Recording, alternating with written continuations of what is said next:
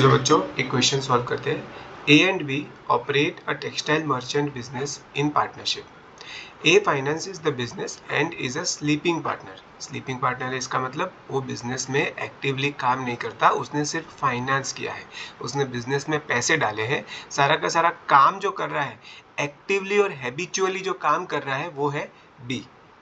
In the regular course of business, B acquires certain fabric goods belonging to C. मतलब कि B ने कुछ goods, fabric goods मतलब कि कुछ कपड़ा उसने खरीदा, बी ने खरीदा, किससे खरीदा? सी से खरीदा। However, B is aware that these goods are stolen property. इसका मतलब जो सामान, जो फैब्रिक बी ने सी से खरीदा वो चोरी का सामान था, सी ने उसको चोरी करके लिया था और ये बात बी को पता थी। बी इज अवेयर, बी को ये पहले से बात पता थी कि जो सामान उसने सी से खरीदा है वो चोरी का सामान है। Despite this knowledge, B proceeds to purchase and sell some of this stolen goods. ये जानते हुए भी बी ने वो सामान को खरीदा भी और उसको आगे बेच भी दिया। Moreover, B records proceeds from these sales in the firm's books. Now A wants to avoid the liability towards C on the grounds of misconduct by B. यानी कि वो सामान उसने जो खरीदा, B ने जो सामान C से खरीदा उसका पेमेंट करना बाकी था।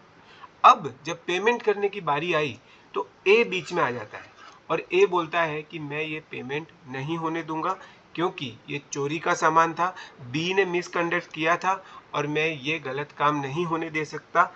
ए ने कहा कि वो लायबिलिटी अभी सी को नहीं पे करेगा, वो पेमेंट अभी सी को नहीं देगा। The light of provisions of Indian Partnership Act 1932 discuss the liability of A and B towards C.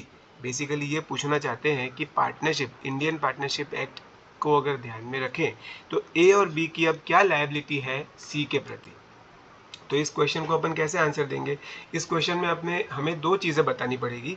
एक तो ये बतानी पड़ेगी कि एक पार्टनरशिप में जितने भी पार्टनर्स होते हैं उनकी जॉइंट लायबिलिटी होती है, यानी कि ए और बी दोनों की जॉइंट लायबिलिटी होगी, दोनों साथ में सी को लायबल होंगे।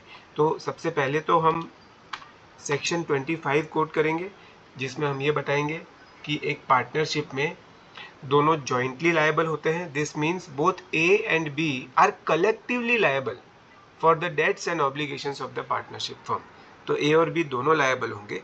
दूसरा हमें बताना पड़ेगा कि जो ए ऐसा कह सकता है ना कि मुझे तो इस चीज़ का नॉलेज ही नहीं था।